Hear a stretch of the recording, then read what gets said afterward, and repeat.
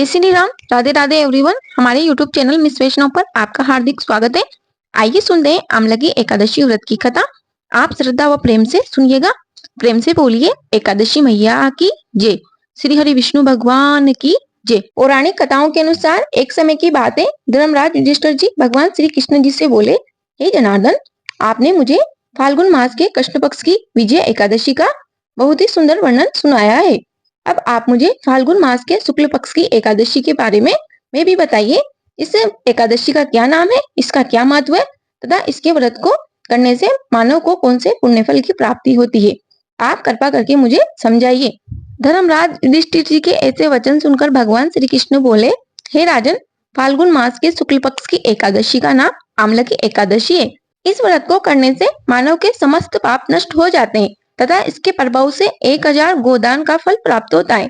आगे भगवान श्री कृष्ण कहते हैं कि हे राजन, अब मैं आपको महर्षि वशिष्ठ जी द्वारा राजा महदाता को सुनाई पौराणिक कथा के बारे में बताता हूँ। आप इसे ध्यान पूर्वक सुने। एक समय राजा महदाता वशिष्ठ जी से बोले, हे वशिष्ठ जी, यदि आप मुझ पर कृपा करें तो किसी ऐसे व्रत की कथा कहिए जिससे मेरा कल्याण हो। महर्षि वशिष्ठ जी बोले, हे राजन, सब व्रतों से उत्तम व अंत में मोक्ष देने वाले आमलकी एकादशी के व्रत का मैं वर्णन करता हूँ। यह एकादशी फाल्गुन मास के शुक्ल पक्ष में आती है। वशिष्ठ जी कथा सुनाते हुए कहते हैं कि एक वेदिश नाम का नगर था, जिसमें ब्राह्मण, क्षत्रिय, वैश्य और शूद्र चारों वर्ण आनंद से रहते थे। उस नगर में सदैव वेद ध्वनि गूंजा करती थी तथा पापी, दुराचारी व नास्तिक उस नगर में कोई भी नहीं था। उस नगर में चेत्रत नामक एक चंद्रवंशी राजा राज्य करता था। वह अत्यंत विद्वान व धर्मी था। नगर में यह सभी गुण विद्यमान होने के कारण उस नगर में कोई भी व्यक्ति ना तो दरिद्र था, ना ही कंजूस था। सभी नगरवासी विष्णु भगवान के भक्त थे। जवान, वृद्ध, स्त्री, पुरुष सब एकादशी का व्रत किया करते थे। एक समय फाल्गुन मास के शुक्ल पक्ष की आमलकी एकादशी आई। उस दिन राजा, प्रजा तथा बाल, वृद्ध सबने हर्षपूर्वक व्रत किया। राजा अपने प्रजा के साथ मंदिर में जाकर पूर्ण कुंभ स्थापित करके धूप, दीप, नैवेद्य, पंचरत्न आदि से धात्री आंवले का पूजन करने लगा और इस प्रकार स्तुति करने लगे, हे धात्री, तुम ब्रह्म स्वरूप हो, तुम ब्रह्मा जी द्वारा उत्पन्न हुए हो और समस्त पापों का नाश करने वाले हो। तुमको नमस्कार है। अब तुम मेरा आदेश स्वीकार करो। तुम श्री रामचंद्र जी द्वारा सम्मानित हो। मैं आपकी प्रार्थना करता हूँ, अतः आप मेरे समस्त पापों का नाश करो। उस मंदिर में इस प्रकार से सभी ने प्रार्थना करके रात्रि में जागरण किया। रात के समय वहां पर एक बहेलिया आया जो अत्यंत पापी और दुराचारी था। वह अपने कुटुंब का पालन जीव हत्या करके किया करता था।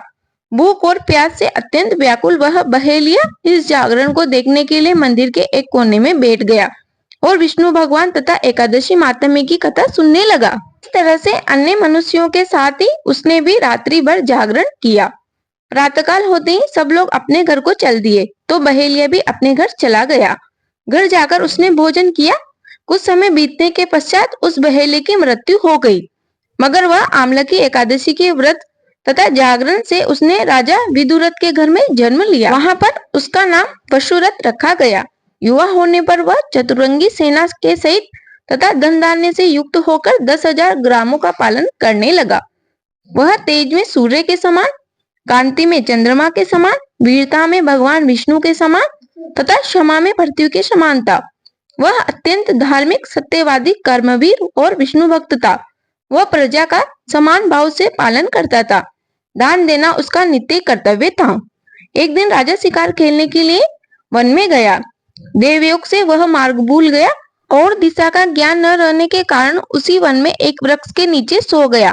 थोड़ी देर बाद पहाड़ी मलेच्छ वहां पर आ गए और राजा को अकेला देखकर मारो मारो शब्द करते हुए राजा की ओर दौड़े। मलेच्छ कहने लगे कि इस दुष्ट राजा ने हमारे माता, पिता, पुत्र, पौत्र आदि अनेक संबंधियों को मारा है, इसको अवश्य मारना चाहिए। ऐसा कहकर वे मलेच्छ उस राजा को मारने दौड़े और अनेक प्रकार से अस्त्र शस्त्र उसके ऊपर फेंके। वे सब अस्त्र शस्त्र राजा के शरीर पर गिरते ही नष्ट हो जाते और उन शत्रुओं का वार पुष्प के समान प्रतीत होता। अब उन मलेच्छों ने अस्त्र शस्त्र उल्टा उन्हीं पर प्रहार करने लगे, जिससे वे मूर्छित होकर गिरने लगे। उसी समय राजा के शरीर से एक दिव्य स्त्री उत्पन्न हुई।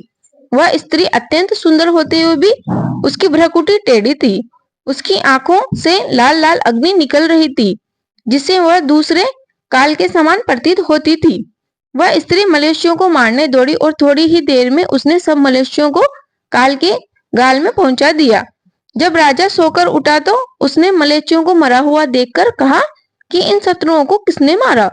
इस वन में मेरा कौन हितैषी रहता है?